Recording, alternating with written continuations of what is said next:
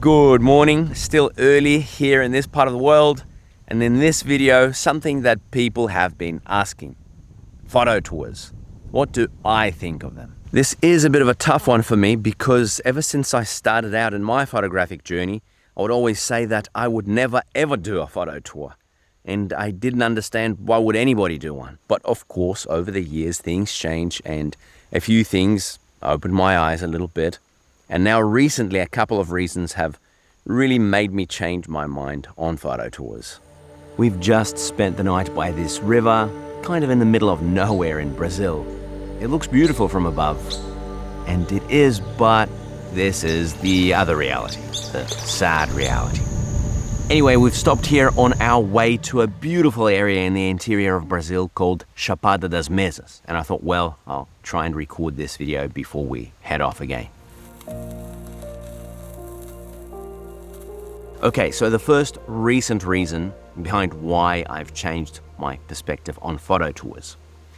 It's that a friend has recently journeyed to Peru and she has shared some of the really tough experiences that she's been having. Some very interesting stuff. I had actually totally forgotten what it's like to be in that position. And of course, much more on that in just a bit. The other recent reason that's changed my perspective on photo tours, well, a good friend of mine is actually running a photo tour towards the end of the year to Peru. And a few things just kind of clicked. I thought if this friend had gone with this friend, well, things would have been very different for her. Now, for full transparency, I am helping this friend promote his photo tour. His name is Nicolas Castermans. I think he is awesome. I really respect him. His image is on the screen now. Very importantly for me, he shares my ethical approach. And I could actually imagine a hypothetical scenario where I would join a tour like his one. Though typically, being in the position that I'm actually in, I would still not join any photo tour. Why is that? Well, photography is my job, and actually it's my life. The kind of photography that I do it's almost sacred to me. It's kind of like meditation. I'm after very specific images, documentary, that are genuine, often serendipitous. And for me, it's not just about the final image. It's about the entire experience. So when I imagine that whole context and then a group of photographers all photographing together, it makes me cringe. Right away, I will say that perhaps if I were a wildlife photographer, things would be very different, but that is not the kind of photography that I do. Now, back to my friend who's recently traveled to Peru. I've been communicating with her. Her name is Eliane. She's from Brazil, and this is her Instagram. As you can see, she is a pretty excellent photographer. Much like me, she's interested in people, in faces, and in capturing these kinds of images. Now, many of her photos were made in India and in Southeast Asia. And from my experience, this region is arguably the most photo-friendly and accessible area for photography in the whole world. Most countries in the region are densely populated, so a lot of photographic subjects. Very importantly, people are open and they're friendly, and there's a lot of affordable transportation. So while there are still some challenges, relatively speaking, there are not that many obstacles to photograph in these locations. Eliane's recent trip to Peru has been very different. It has been quite frustrating for her, and maybe it is in part because she kind of approached it in a similar way in which she approached the Southeast Asia trips. She did some planning, of course, but she also hoped to go with the flow, which is something that you do in Southeast Asia. She hoped that she would connect with some people and that she could potentially find some interesting photographic subjects along the way. And this was absolutely a possibility. And she had a bit of luck here and there, but then a lot of the time she was just left waiting and kind of at the mercy of her circumstances. And this is because things don't work the same way in Peru. They don't work the same way in many countries outside of Southeast Asia. And you know, it's not like it's impossible to get lucky for a short period of time, for your holiday or whatever amount of time you're traveling. Sometimes things will just click and you will have an intense photographic experience where everything is perfect. But there is something to keep in mind. You will have a much better chance at getting solid photos in a country like Peru if you stick to the places that are more well-known, that are more traveled, that are more accessible, because you can actually get to these places. There are places to stay, and so that means that you can actually do your work or your photography. And if that is fine with you to stick to those more well-known places, then great. But if you want to dig even a little deeper, as I always do, and as Eliane certainly did on her trip, if you want to meet local people, if you want to interact, connect, and get those more intimate images, that's when it suddenly gets very, very tricky in a country like Peru. So how do you do it? How do you get things done photographically in a country which isn't as easily accessible? Time, transportation, and language.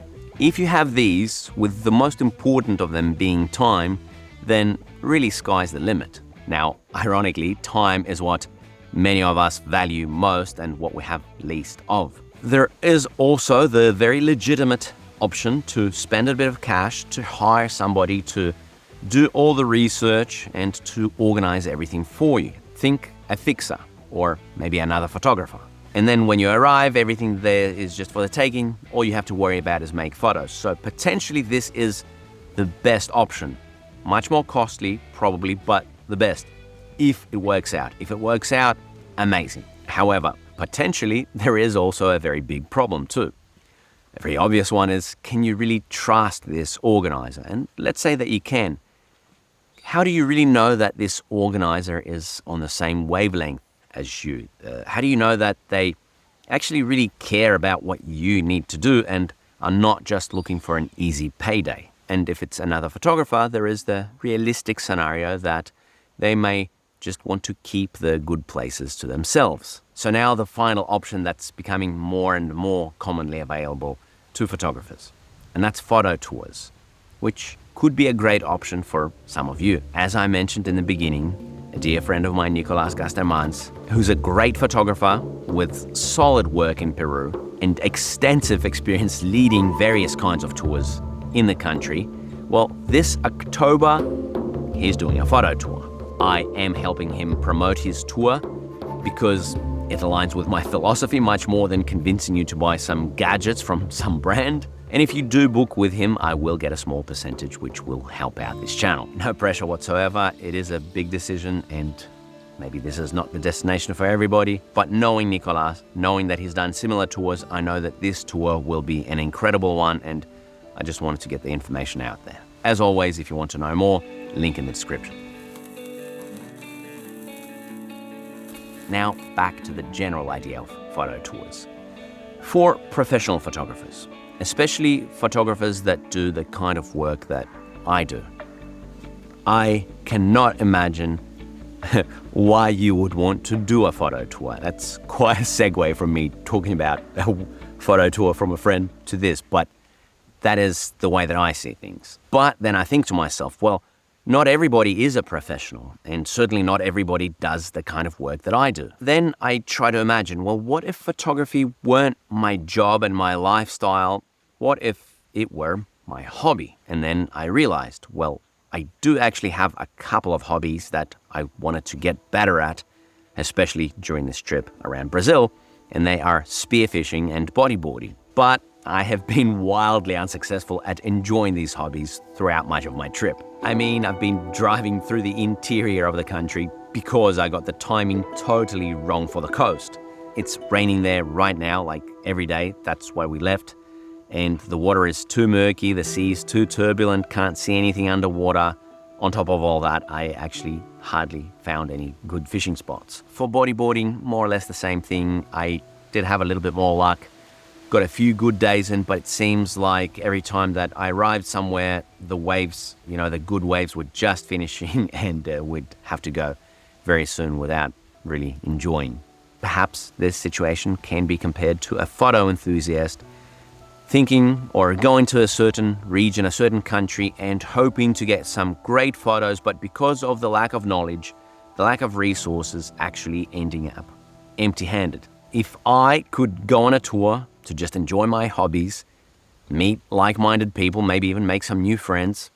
And I would love that. I wouldn't care that I'm not having the most unique experiences. I just want to have the experiences. I want to enjoy my hobbies. So if you love photography, but it's your hobby, or even if you're a fine art photographer and your aim is not so much to document, but to create beautiful photographs, then a photo tour totally makes sense. Because, there's just so much work involved when you are doing it independently. It's incredibly rewarding and fun for me, but so much work nevertheless. When I think back on all of my recent journeys, when I had my car, when I could speak the language, where I had the time, there was still so much trial and error and so much frustration. If you find a great photo tour, then you're essentially just taking a shortcut and avoiding all that pain in the ass. Okay, you won't make the most unique photos because you will most likely be with others, but there will be plenty of opportunities and time.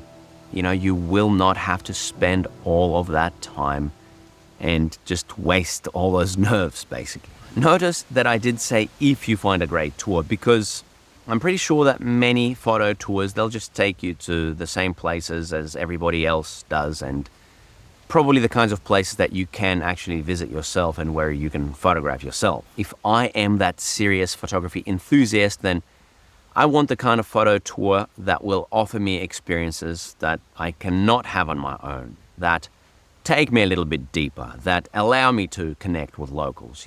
All that sort of stuff that I like, but I cannot do on my own with limited time and limited resources. Anyway, you can see that I have quite a conflicting view on photo tours. It's a view that for many years was shaped purely by the fact that I am a travel and documentary photographer.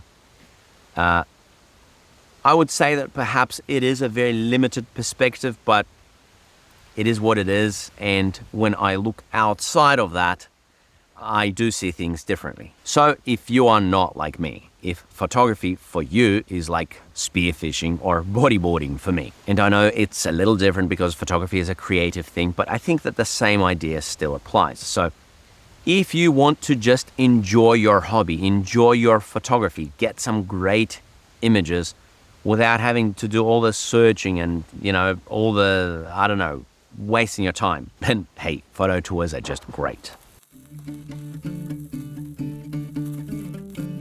Now, wherever around the world you're interested in going, there probably is a photo tour to that destination. So if you really love photography, if you really want to come back with great photos, then a photo tour is definitely worth considering. The way that I look at it, maybe the photo tour will help you kind of vibe with the place and will help you gain confidence. And then if you want to come back, you can always come back on your own, but things will just be much easier and you'll really know how everything works and you'll know if it's worth coming back because you've had this insight and had kind of a great overview thanks to the photo tour. There are plenty of photo tours out there these days. I'm sure that some of the YouTubers that you follow will have one. Just make sure that they're on the same wavelength as you. Or if you're not sure, then just ask.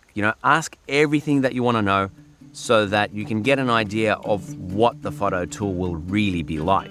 Hey, anyway, that's about it. Thank you for tuning in. We're gonna have to start driving again. Quite a bit of distance to cover today. I am loving life in the new camper. Thank you very much. Till next time.